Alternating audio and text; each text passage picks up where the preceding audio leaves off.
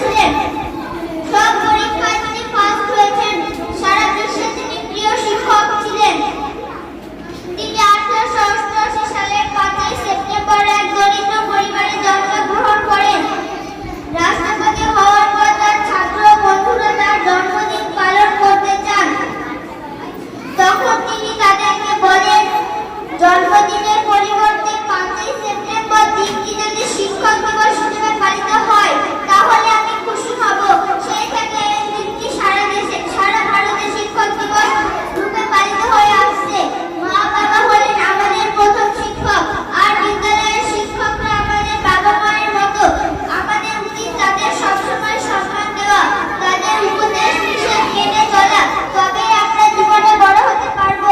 আর এইটুকু বলে সকলকে শিক্ষক দিবসের শুভেচ্ছা জানিয়ে আমার ছোট্ট বক্তব্য শেষ করছি।